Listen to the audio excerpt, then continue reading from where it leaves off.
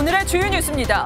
2025학년도 대학 수학능력 시험이 잠시 후 전국 1282개 시험장에서 일제히 치러집니다. 올해는 특히 의대 증원 여파로 지난 2004학년도 수능 이후 21년 만에 가장 많은 N수생이 지원했습니다. 바이든 미국 대통령과 트럼프 당선인이 백악관에서 만나 정권 인수 방안을 논의했습니다. 트럼프 당선인은 정권 인수가 가능한 한 순조롭게 진행될 것이라고 말했습니다. 공천 개입 의혹의 핵심 인물인 명태균 씨와 김영선 전 의원에 대한 구속 심사가 오늘 열립니다. 증거인멸 여부가 구속을 가를 핵심 쟁점이 될 전망입니다. 국회는 오늘 본회의를 열어 세 번째 상정된 김건희 여사 특검법에 대한 표결에 나섭니다. 국민의힘은 의원총회를 통해 특별감찰관 후보 추천 절차를 진행할지 논의합니다. 공직선거법 위반 혐의로 재판에 넘겨진 이재명 민주당 대표의 배우자 김혜경 씨에 대한 1심 선고가 오늘 나옵니다. 검찰은 김 씨가 지난 대선 경선 당시 경기도 법인카드로 당 관련 인사에게 식사를 제공한 걸로 보고 벌금 300만 원을 구형했습니다. 시청자 여러분 안녕하십니까? 대학 수학능력 시험이 오늘 전국에서 치러집니다. 오늘 아침 날씨는 10도 안팎으로 수능날 치고는 포근한 모습인데요. 수험생 여러분 열심히 준비한 만큼 시험 잘 치르시길 저희도 함께 바라겠습니다. 시험장에 나가 있는 취재기자 연결하겠습니다. 한효혜 기자, 현장 분위기 전해주시죠. 네, 서울 용산고등학교 앞에 나와 있습니다. 아직 어둠이 가시지 않았지만 한 30분 전부터 입실이 시작되면서 수험생들이 하나둘 고사장 안으로 들어가고 있습니다. 교문 앞에는 떨지 않고 제 실력을 발휘하기 바라는 부모님들의 모습도 보이고요. 선배들의 수능 대박을 기원하며 응원하는 후배들도 나와 있습니다. 네, 올해 의대 증원 정책으로 시험을 치르는 학생들이 많이 늘었다면서요. 이 내용도 전해주시죠. 이번 2025학년도 수능엔 총 52만 2천여 명이 지원했는데요. 전년보다 졸업생이 차지하는 비율은 조금 줄었지만 졸업생 지원자 수 자체는 16만 1천여 명으로 2004학년도 이후 21년 만에 가장 많습니다. 의대 정원이 대폭 늘어나면서 반수생과 재수생 등 수능에 다시 도전하는 학생이 많아진 것으로 분석됩니다. 의대를 노리는 수험생이 많아진 만큼 최상위권 경쟁이 치열할 것으로 보입니다. 네, 우리 수험생들 이제 시험장으로 출발하기 전에 마지막 준비를 하고 있을 것 같은데요.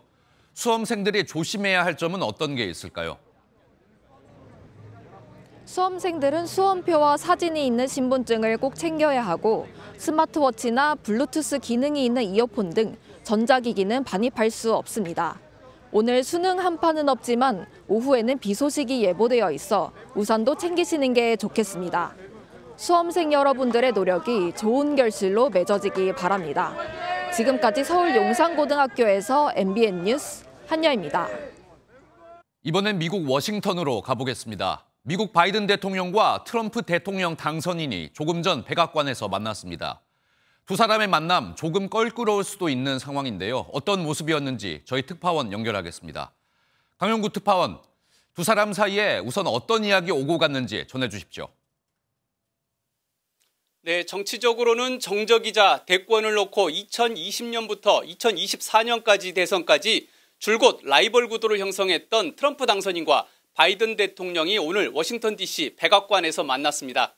두 정상은 타오르는 벽난로 앞에 나란히 앉아 악수를 나눴습니다. 먼저 말을 건넨 건 바이든 대통령이었습니다. 트럼프 당선인의 대선 승리를 축하한 뒤 순조로운 정권 이양을 기대하고 필요한 것들은 최선을 다해 돕겠다고 말했습니다. 이에 트럼프 당선인도 정치는 어렵고 좋은 날만 있는 건 아니지만 오늘은 좋은 날이다며 정권 인수 협조에 감사 인사를 전했습니다. 곧바로 둘은 비공개 회동에 들어갔고 약 2시간 동안 우크라이나 전쟁과 중동 문제에 대한 심도 깊은 논의를 한 것으로 전해졌습니다.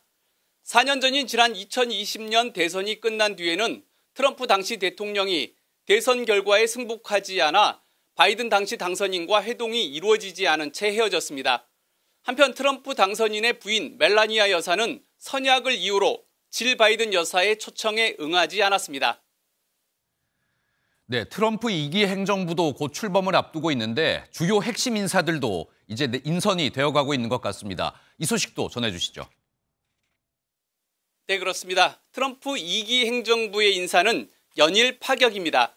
가장 눈에 띄는 건 외교 안보 라인인데 전원 트럼프의 강경 충성파로 포진시켰다고 해도 과언이 아닙니다. 특히 세계 최강 미군을 지휘할 국방장관으로 폭스뉴스 앵커 출신의 40대 예비군 장교 피트 헤그세스를 전격 발탁했습니다. 올해 나이 44살에 이라크와 아프가니스탄 참전 경험이 있는 미 육군 예비군 소령이자 폭스뉴스 앵커 출신입니다. 또 미국의 정보 수집을 총괄할 CIA 국장에는 과거 조 바이든 대통령의 아들 헌터 바이든에 대한 수사를 추진했던 래클리프 전 국가정보국 국장이 지명됐습니다. 또 조금 전 극우 성향의 맷 게이츠 의원을 법무장관으로 또 국가정보국장의 털시 게버드 전 하원 의원을 각각 지명했습니다. 이렇게 미국 우선주의를 신봉하는 충성파들로 차기 트럼프 행정부가 꾸려지는 것과 관련해 수지 와이스 차기 백악관 비서실장은 대변혁이 가능한 시간은 4년이 아닌 2년이라며 다음 중간선거 이전에 많은 것을 끝내놓을 것임을 강조했습니다. 지금까지 워싱턴에서 전해드렸습니다. 다음 소식입니다.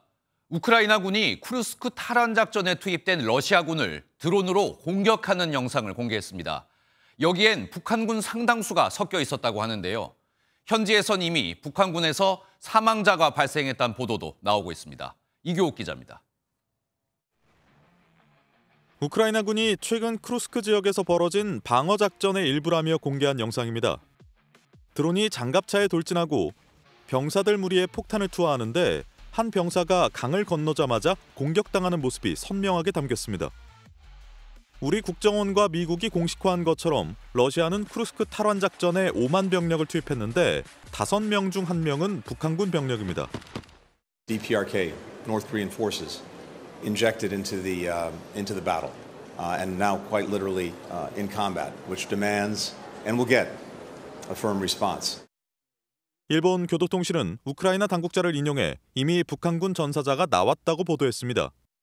게다가 북한군이 개인 화기만 받고 장갑차 등은 지급받지 못한 걸로 전해져 대규모 전투가 벌어질 경우 북한군 사상자는 상당할 걸로 예상됩니다.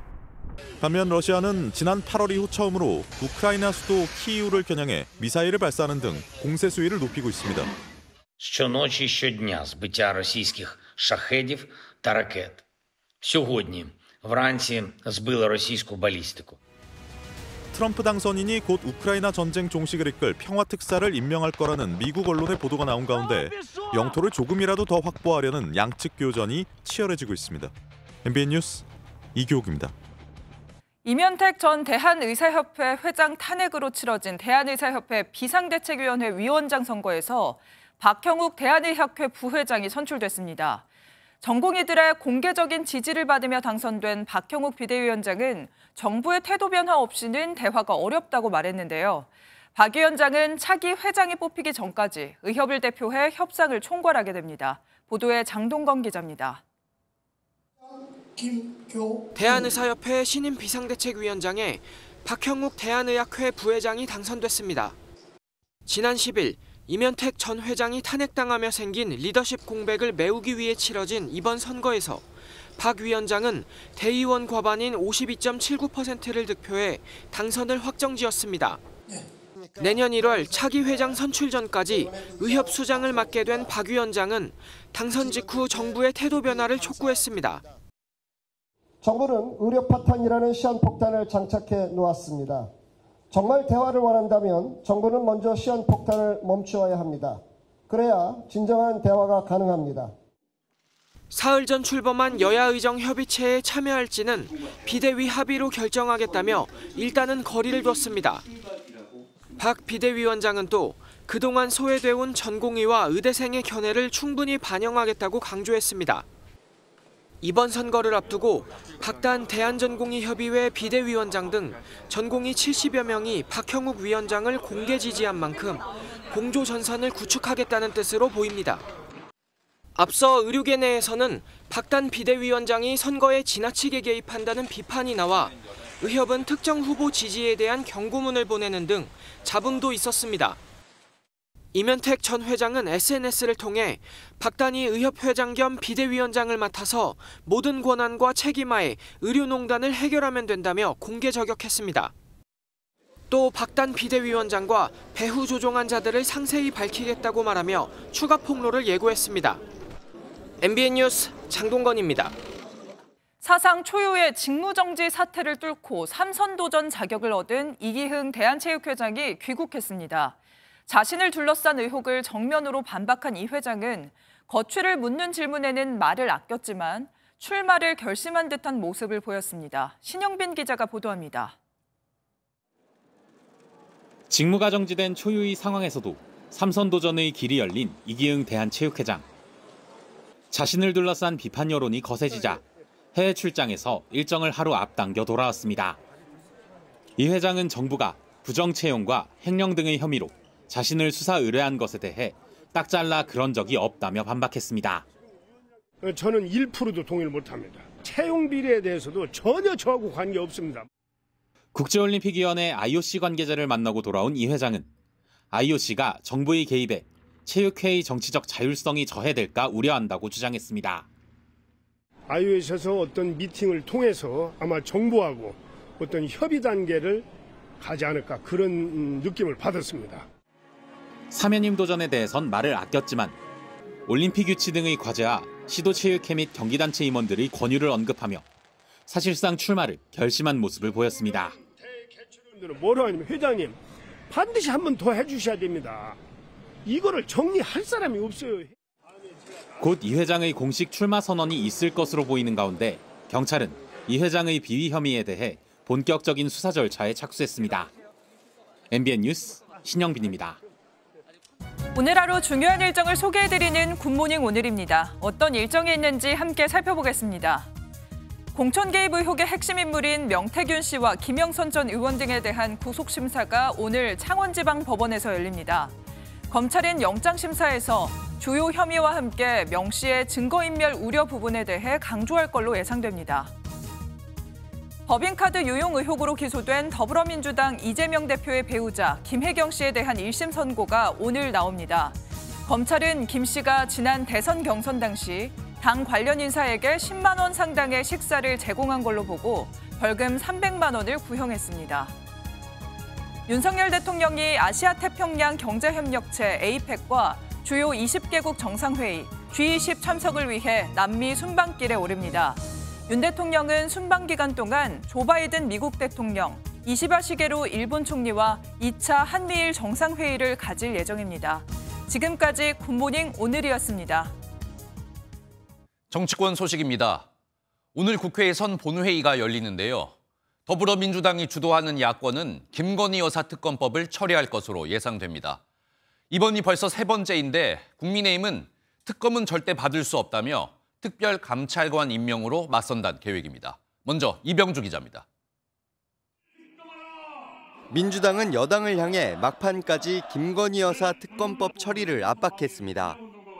10개가 넘던 기존 특검 수사 대상을 김 여사의 주가 조작과 공천 개입 두 갈래로 압축하고 대법원장 특검 추천 방식으로 바꾼 수정안을 내세웠습니다. 민주당이 마련한 김건희 특검법 수정안은 그동안 국민의힘이 문제 삼았던 내용들을 대폭 수용한 것입니다. 나아가 대통령 거부권을 대비해 민심을 거스르지 말라며 오는 28일로 예상되는 재표결의 여당 내 이탈표를 계산하는 모습입니다. 국민의힘은 야당의 특검 비토권 등이 여전히 악법이라며 특검 반대 입장을 고수하고 있습니다. 반헌법적이기 때문에 저희들이 단호히 반대 입장을 가지고 있다는 말씀을 드렸습니다. 그 입장을 일관되게 저희들을 견지해 나갈 것입니다. 국민의힘은 대신 본회의에 앞서 의원총회를 열고 특별감찰관 추진으로 야당에 맞선다는 계획입니다. 계파 갈등을 우려해 표결 대신 지도부가 특감 추진 뜻을 밝히고 야당과 협상에 나서겠다고 선언한 뒤 의원들의 추인을 받는 방안이 거론됩니다.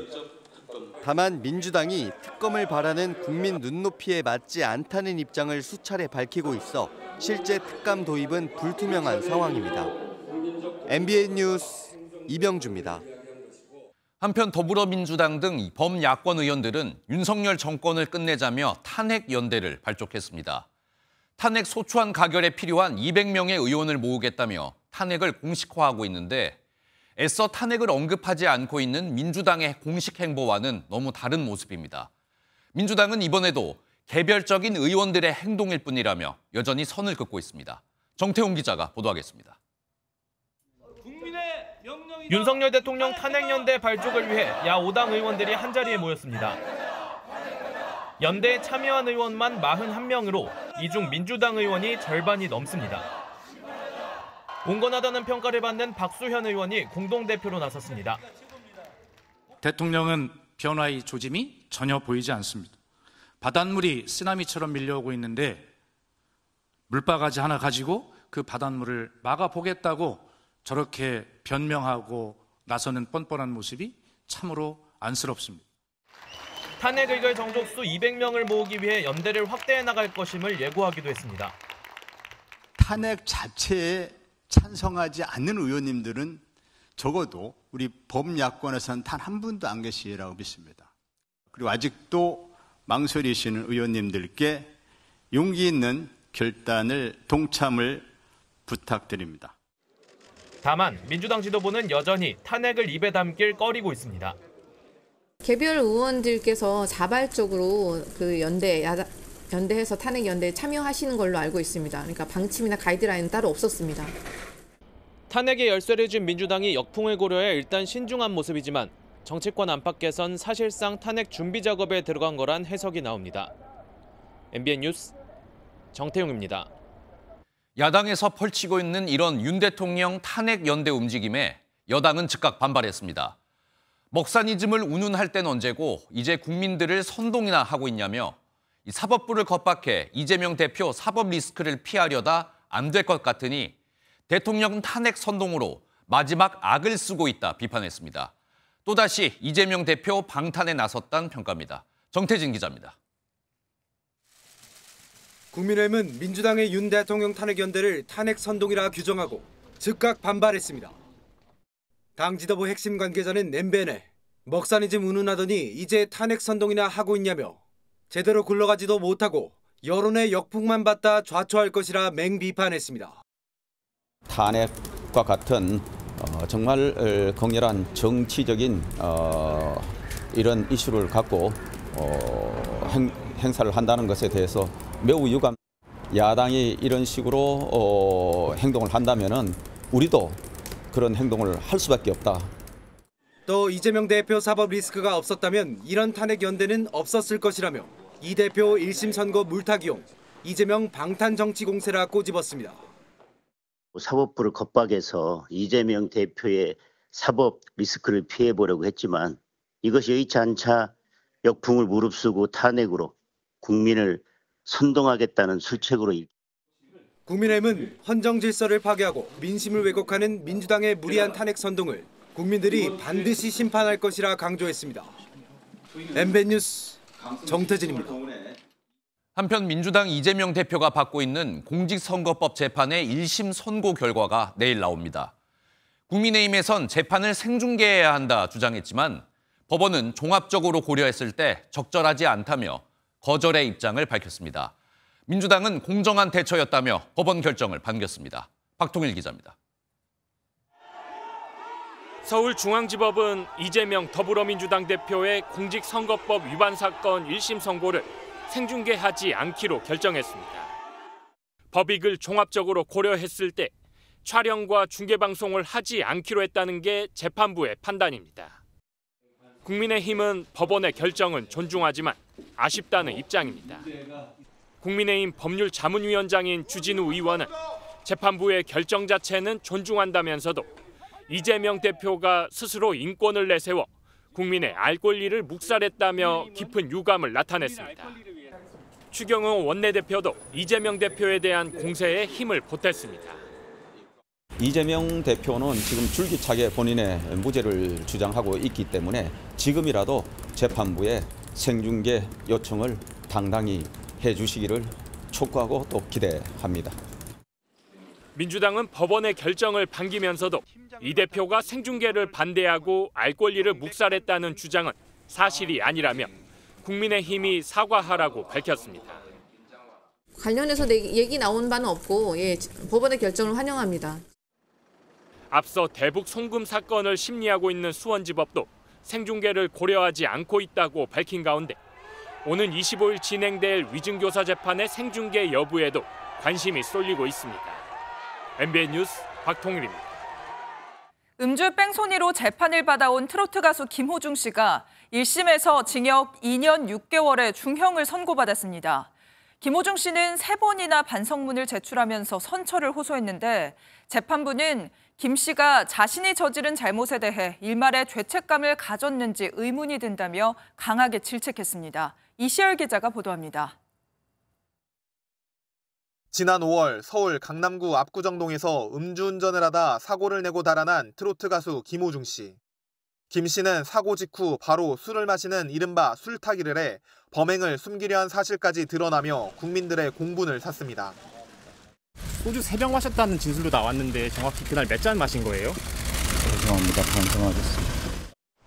사고 6개월여 만인 어제 서울중앙지법은 김 씨에 대한 1심 재판에서 징역 2년 6개월의 실형을 선고했습니다. 재판부는 김 씨가 소속사 관계자들과 공모해 매니저에게 허위로 자수하게 만들어 초기 수사에 혼선을 줬고 수사력이 낭비됐다고 꼬집었습니다. 또 CCTV에 음주 영향으로 비틀거리는 게 보이는데도 납득하기 어려운 변명을 한다고 질타했습니다. 김 씨의 범행을 은폐하려 한 전 소속사 대표 이광득 씨와 본부장 전모 씨에게는 각각 징역 2년과 징역 1년 6개월이 선고됐고 허위 자수한 매니저 장모 씨는 징역 1년에 집행유예 2년을 선고받았습니다. 예상치 못한 중형에 한숨까지 내신 김 씨가 판결에 불복해 항소를 제기할지 관심이 쏠립니다. MBN 뉴스 이시열입니다. 내연 관계였던 여성 군무원을 살해하고 시신을 훼손해 북한강 일대에 유기한 현역 육군 장교의 이름과 얼굴이 공개됐습니다. 극악무도한 범행을 벌인 이 범인은 육군사관학교 출신의 중령 진급을 앞둔 38세 양광준 소령이었습니다. 카이스트에서 학위를 받고 육사 모든 계급에서 1순위 진급을 한 엘리트 장교였습니다. 장진철 기자의 보도입니다. 무표정의 안경을 쓴 남성, 짧았던 스포츠 머리는 덥수룩해졌습니다. 내연관계인 여성 군무원 시신훼손 유기살인범, 중령 진급을 앞둔 38살 양광준의 얼굴입니다. 강원경찰청이 공개 결정 엿새 만에 살인범의 얼굴과 신상 정보를 공개했습니다. 2010년 신상정보 공개제도 도입 이후 군인 신분의 피의자 정보가 공개된 건 이번이 처음입니다. 양소령은 육군에서 엘리트 중의 엘리트였습니다. 육군 사관학교 출신으로 소위 임관 후 중령 진급까지 단 한 번도 진급에 누락한 적이 없었습니다. 또 카이스트에서 정보보안 관련 논문으로 석사학위까지 받은 군 정보보안 전문가였습니다. 정보보안 전문가답게 자신과 피해 여성 휴대전화 디지털 포렌식 분석까지 철저히 대비했습니다. 상당 부분이 이제 삭제된 부분이 있어가지고 복원이 안 된 부분이 있었습니다. 양소령은 가짜 차량 번호판을 만들고 시신이 떠오르지 않도록 봉지에 돌을 넣고 피해자인 척 여성 목소리로 경찰과 통화하는 등 지능적으로 계획하고 범행한 뒤 은닉했습니다. 살인과 사체 손괴, 사체 유기 혐의로 검찰에 넘겨진 양소령은 범행을 대부분 인정한 만큼 조만간 재판에 넘겨질 전망입니다. MBN 뉴스 장진철입니다. 지난 6월 전북 전주에서 만취한 운전자가 포르쉐를 몰고 시속 159km로 달리다 19살 여성의 목숨을 앗아간 사고 기억하시나요? 당시 현장에 출동한 경찰이 어처구니 없게도 음주 측정도 하지 않고 포르쉐 운전자를 보내준 사실을 MBN이 단독 보도해드렸는데요. 법원이 이 포르쉐 운전자에게 징역 6년을 선고했습니다. 강세훈 기자의 보도입니다. 차량 한 대가 천천히 좌회전하는데 포르쉐가 빠르게 달려와 들이받습니다. 사고 충격에 파편이 사방으로 튀고 피해 차량은 뒤집힙니다. 19살 여성 운전자가 숨지고 함께 타고 있던 동갑내기 여성이 크게 다쳤습니다. 운전자는 괜찮은 걸로 알고 있어요. 외국인이 나오려고 하더라고. 경찰은 포르쉐 운전자에게 술 냄새가 났지만 신분 확인이나 음주 측정도 하지 않고 그냥 보냈습니다. 현장을 벗어난 포르쉐 운전자는 편의점에서 술을 사 마셔 일명 술타기를 시도했고 최소한의 음주 수치만 적용된 채 재판이 이루어졌습니다. 법원은 음주와 상상을 초월하는 과속운전, 그리고 피해자들의 고통을 생각하면 엄중한 처벌이 불가피하다며 징역 6년에 벌금 100만 원을 선고했습니다. 앞서 검찰이 징역 7년 6개월을 구형했지만 법원은 피고인이 범죄를 인정하고 피해자들과 합의한 점을 고려했다고 밝혔습니다. 1심 재판인 만큼 검찰과 피고인 모두 항소할 가능성은 남아 있습니다. MBN 뉴스 강세훈입니다. 새벽에 편의점에 들어가 종업원을 흉기로 위협하고 물건을 훔친 30대 남성이 붙잡혔습니다. 그런데 범행을 저지른 이 남성, 도망을 가지도 않고 마치 경찰을 기다리는 것처럼 편의점 앞에 그냥 서 있었는데요. 알고 보니 다시 교도소에 들어가기 위해 이런 일을 저질렀다고 합니다. 하지만 당장 교도소로 돌아가긴 어려울 것 같습니다. 보도에 박상호 기자입니다. 한 남성이 편의점 계산대에 물건을 올려놓습니다. 주머니에서 지갑을 꺼내는 척하더니 숨겨둔 흉기를 꺼내듭니다. 남성은 종업원을 위협한 뒤 계산도 하지 않고 나갔습니다. 곧장 112 신고가 접수됐고 순찰차 3대가 동시에 출동합니다. 경찰이 도착할 때까지 남성은 도망가기는커녕 편의점 앞을 서성대고만 있습니다. 순찰차를 보고 또다시 흉기를 꺼내든 남성. 경찰이 전기 충격기를 겨누며 남성에게 다가가자 흉기를 버리고 팔을 뒤로 뻗으며 순순히 체포에 응합니다. 석 달 정도 노숙 생활을 한 남성은 배가 고파서 교도소에 가려고 일부러 범행을 저질렀다고 경찰에 진술했습니다. 종업원한테 자기가 돈이 없으니까 담배하고 도시락하고 가져간다고 경찰에 신고하시라고. 경찰 조사 과정에서 다른 절도 혐의도 추가로 드러났습니다. 경찰은 특수강도 혐의로 30대 남성에 대해 구속영장을 신청했지만 법원에서 기각돼 불구속 상태로 검찰에 넘겼습니다. MBN 뉴스 박상호입니다.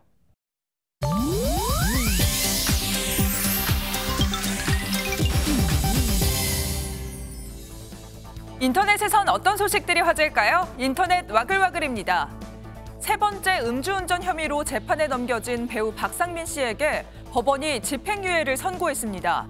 어제 수원지법 안양지원은 박 씨에게 징역 6개월에 집행유예 2년을 선고했는데요. 재판부는 피고인이 동종 전과가 있으나 범죄 사실을 인정하고 깊이 반성하는 점을 고려했다고 양형 이유를 밝혔습니다. 앞서 지난달 검찰은 죄가 중하다며 박 씨에게 징역 6개월의 실형을 선고해달라고 재판부에 요청했는데요. 박 씨는 지난 5월 음주 상태로 자신의 차량을 몰고 도로를 운전한 뒤 골목길에서 잠이 든 상태로 경찰에 적발됐습니다. 박 씨는 지난 1997년과 2011년에도 음주운전으로 적발된 바 있습니다. 하이브와 자회사 어도어 민희진 전 대표가 여전히 갈등을 빚고 있는 가운데 뉴진스가 소속사 어도어에 내용 증명을 보낸 걸로 알려졌습니다.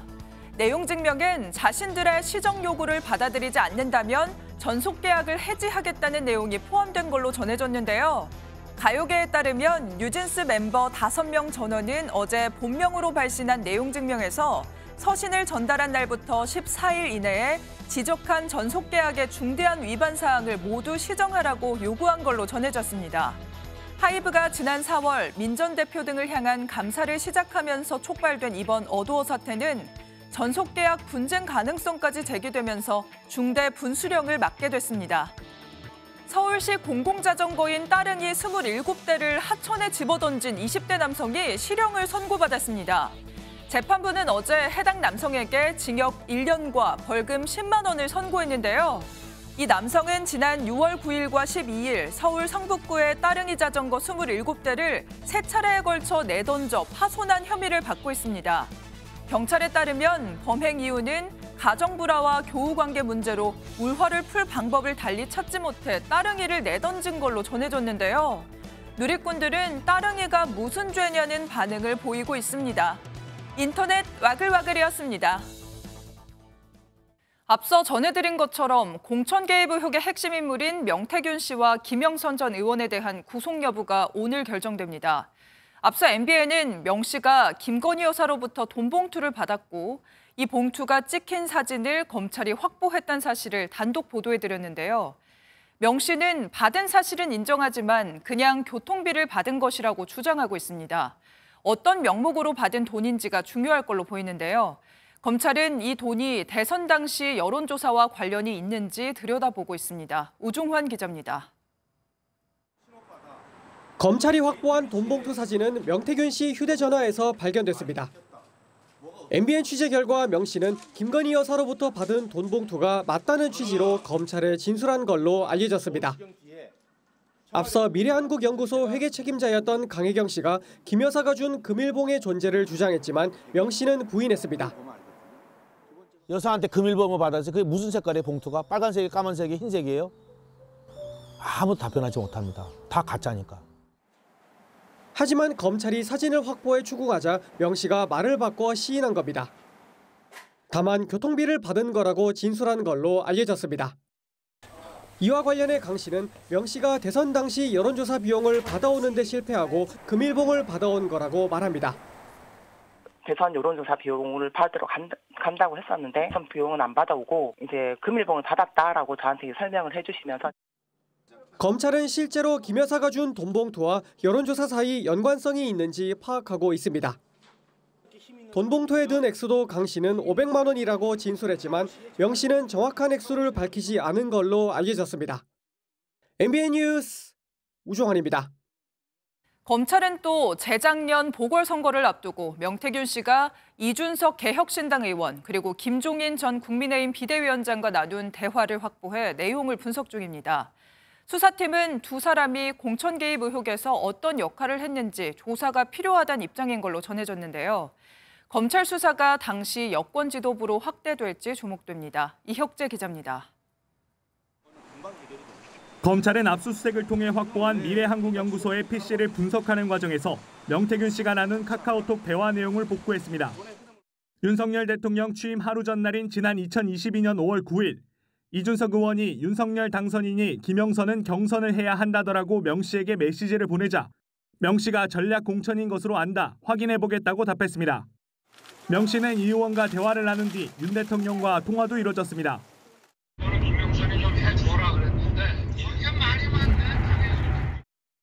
이러한 대화 내용을 확보하면서 검찰은 당시 여권 지도부로 수사를 확대할 방침인 것으로 전해졌습니다. 검찰은 명 씨가 서로 의견을 주고받는 사이라고 말했던 김종인 전 국민의힘 비대위원장과 이 의원이 당시 공천 과정에서 어떤 역할을 했는지 주목하고 있습니다.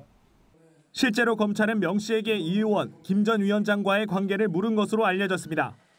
참고인 신분으로 이 의원에 대한 조사가 있을 것으로 예상되는 가운데 당시 지도부로 수사가 확대될 경우 창원지검에서 수사 중인 사건이 서울중앙지검으로 이송될 가능성도 배제할 수 없어 보입니다. MBN 뉴스 이혁재입니다. 창원 제2국가산업단지 부지 선정 과정에 김건희 여사가 개입했다는 증거 찾기에 나선 더불어민주당이 명태균 씨가 창원 산단 관련 기관장 임명에 영향력을 줬다고 과시하는 내용이 담긴 녹취를 공개했습니다. 명 씨가 박완수 경남지사로 추정되는 인물에게 특정인을 추천했다는 내용인데요. 민주당은 또 명 씨가 대통령 방문 호재를 노리고 주식 투자를 권유한 녹취도 공개했습니다. 자세한 내용은 김도형 기자입니다. 더불어민주당이 지난해 6월 명태균 씨와 김영선 전 의원의 회계 책임자 강혜경 씨가 통화한 녹취 파일을 공개했습니다. 명 씨가 창원 산단 관련 기관장 인사에 개입한 듯한 내용이 담겼습니다. 경남 테크노파크에 지금 공고 났거든? 네. 내가 그거 해준 거 알아? 경남 테크노파크는 창원 산업진흥원보다 훨씬 높아. A씨는 지난 총선에서 경남 창원 지역에서 자유한국당 예비후보로 활동했던 인물인데 최종 임명은 되지 않았습니다. 다만 민주당은 창원 산업진흥원장 자리는 이번 녹취에 담긴 명 씨의 언급대로 선임됐다고 주장했습니다. 지난 2022년 6월엔 명 씨가 대통령의 창원 두산에너빌리티 방문 사실을 미리 알고 주식 투자를 권유한 정황도 공개됐습니다. 이때도 명 씨는 대통령의 동선을 박 지사가 말해줬다고 주장했습니다. 박완수가 얘기해 준 거라. 22일 날 하고 그 사이에 네. 25일 사이에 네. 대통령이 내려온다고 지사한테 연락이 왔어. 뭐 많이 알겠지? 네, 그러니까 그거는 오든가 말든 간에 가만히 쥐고 있으면은 네, 나중에 네. 되면은 네. 6, 7만 원 간다. 박 지사는 당시 대통령 참석 여부는 물론 행사 자체를 알지 못했다고 밝혔습니다. 이어 창원산업진흥원장의 임명권자는 창원시장으로 청탁을 받은 적도 청탁을 한 일도 없다고 강조했습니다. MBN 뉴스 김도형입니다.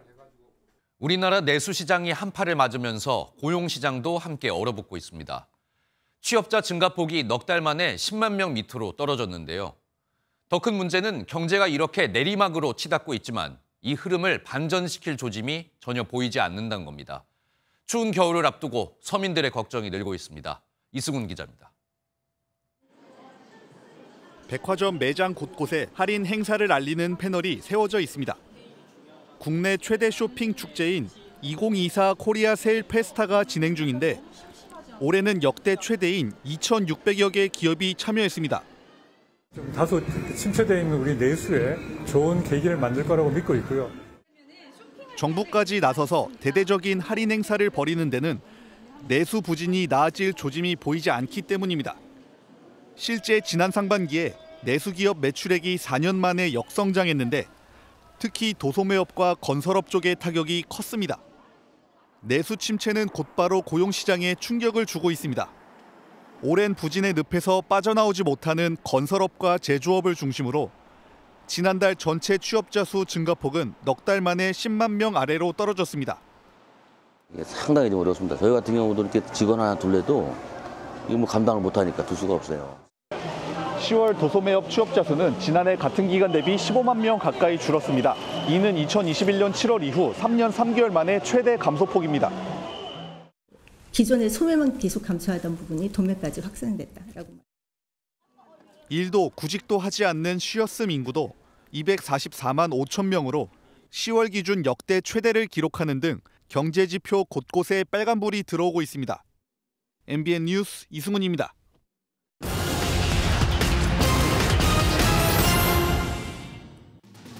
국고채 금리가 미국 시장의 영향을 받으면서 일제히 올랐습니다.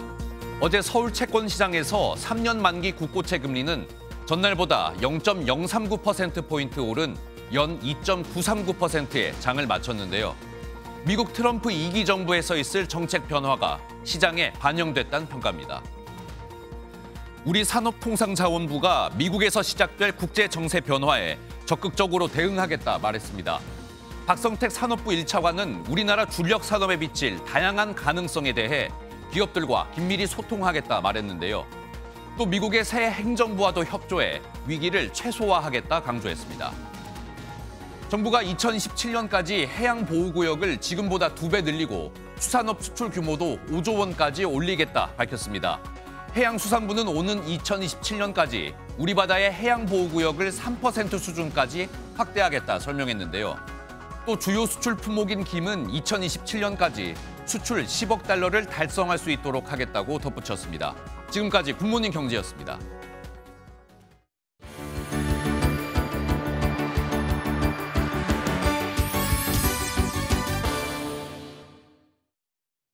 굿모닝월드입니다. 제임스 다이슨 어워드를 아시나요? 글로벌 기술기업 다이슨에서 매년 진행하는 디자인 공모전인데요. 올해 공모전 최종 우승작에는 특별한 사연이 담겨 있다고 합니다. 영상으로 만나보시죠. 차세대 엔지니어들에게 영감을 주고 계속해서 연구 개발을 할 수 있도록 장려하기 위해 진행되는 제임스 다이슨 어워드. 올해 어워드 의료 부문 우승작은 아테나라는 헬멧입니다. 항암 치료 후 탈모 예방을 돕는 쿨링 기능이 있는 헬멧이라는데요. 수상자의 어머니는 암투병 중이었는데 어머니가 화학요법과 두피 냉각 치료를 경험한 데서 영감을 얻어 항암 환자들을 위해 저렴하고 간편한 두피 냉각 기기를 만들어냈다고 합니다. 아픈 어머니에게서 영감을 얻은 수상자의 고민과 사랑이 담긴 작품이네요. 초록빛의 에메랄드, 가장자리는 다이아몬드로 빼곡히 채워진 보석이 있습니다. 영롱이 빛나는 희귀 보석인데요. 그 값어치 또한 어마어마하다고 합니다. 화면으로 만나보시죠. 스위스 제네바에서 열린 크리스티 경매에 출품된 극히 드문 37캐럿 에메랄드와 다이아몬드로 만든 브로치입니다. 이 브로치는 세계에서 손꼽히는 자선 사업가인 아가 칸이 1960년 자신의 아내에게 선물했던 브로치라는데요. 추정 가격은 600만에서 800만 달러, 우리 돈으로 84억 원에서 112억 원 정도였는데 이번 경매에서는 880만 달러, 약 124억 원에 낙찰됐다고 합니다. 영국의 카밀라 왕비는 얼마 전 건강 문제로 치료를 받았는데요. 다행히 다시 건강한 모습으로 업무에 복귀를 했습니다. 그 모습 영상으로 함께 보시죠. 영국의 카밀라 왕비는 흉부 감염을 앓아 잠시 휴식을 취했었는데요. 회복하는 시간을 보내고 업무에 복귀한 모습입니다. 카밀라는 역대 영국 왕비 중 가장 고령으로 즉위한 왕비인데요. 이 때문인지 건강 문제가 간혹 불거지고 있습니다. 다행히 공직에 복귀했고 무리 없는 선에서 치료를 하며 업무를 이어갈 거라는데요. 부커상 후보에 오른 작가들을 위한 리셉션을 열 만큼 건강은 회복됐다네요. 지금까지 굿모닝 월드였습니다. 문화예술에 대한 후원을 아끼지 않은 기업들의 공로를 기리는 2024 메세나 대상 시상식이 열렸습니다. 전남 여수 지역을 중심으로 활발한 문화예술 후원을 펼쳐온 GS 칼텍스가 메세나 대상의 영예를 안았습니다. 이규현 기자가 보도합니다. 세계적인 피아니스트 임윤찬의 연주회가 열린 대규모 종합공연장 예울마루와 예술의 섬으로 불리는 장도. 이제는 명소가 된 두 곳은 한때 문화예술의 불모지로 여겨졌던 전남 여수에 GS 칼텍스가 뿌리내린 문화시설입니다. 지역 문화예술 발전에 앞장선 GS 칼텍스가 2024 메세나 대상 시상식에서 대상의 영예를 안았습니다. 12년간 다양한 공연, 전시, 교육을 통해서 지역 주민들께 수준 높은 문화예술 향유 기회를 제공해드리기 위해서 노력을 해왔습니다. 예술가를 꿈꾸는 청소년들의 창작 활동을 지원해온 세계 청소년 문화재단은 문화공헌상을, 20년째 장애 예술인들을 지원하고 있는 조성재 원광종합건설 회장은 메세나인상을 받았습니다. 화려하게 드러나지 않더라도 봄을 재촉하는 훈풍처럼 예술을 후원하는 우리 기업들의 진정성을 기억해 주시기 바랍니다. 올해로 25회째를 맞은 메세나 대회는 올 한 해 249쌍의 기업과 예술단체가 결연하고 77억 원의 후원금이 예술계에 지원되도록 도우며 성황리에 막을 내렸습니다. MBN 뉴스 이규현입니다. 수능일인 오늘 수능 한파 없이 온화한 날씨가 이어지겠습니다. 현재 서울의 기온 13.6도, 대전과 양산은 9도 선에 머물며 어제보다 또 평년보다 높게 출발하고 있고요. 한낮에도 대부분 20도 안팎까지 올라 평년 기온을 크게 웃돌겠습니다. 다만 일교차는 10도 안팎으로 크게 벌어지기 때문에 옷차림에는 유의하셔야겠습니다. 또 오늘 오전까지 남부 내륙에는 가시거리 200m 미만의 짙은 안개가 끼면서 시야가 답답한 곳이 있겠습니다. 교통안전에 주의하셔야겠고요. 늦은 오후부터는 전국에 약한 비가 내리겠습니다. 중부지방은 내일 새벽까지, 남부지방은 내일 오전까지 5에서 10mm의 비가 예상되고요. 제주는 모레까지 최고 60mm의 제법 많은 비가 내리겠습니다. 지역별 현재 기온 보겠습니다. 춘천 8.9도, 광주 11.7도, 대구는 7.8도로 어제 아침보다 3도에서 5도가량 높게 출발하고 있습니다. 낮 기온은 서울이 18도, 대전과 대구 19도, 광주는 20도까지 오르겠습니다. 일요일에는 수도권과 강원도에 비가 내린 뒤 날이 급격하게 추워지겠습니다. 특히 다음 주 화요일에는 서울의 아침 기온이 영하 1도까지 곤두박질하겠습니다. 날씨였습니다. 목요일 아침 굿모닝 MBN 마치겠습니다. 저희는 내일 아침 7시에 다시 찾아뵙겠습니다. 오늘도 좋은 하루 보내세요. 고맙습니다.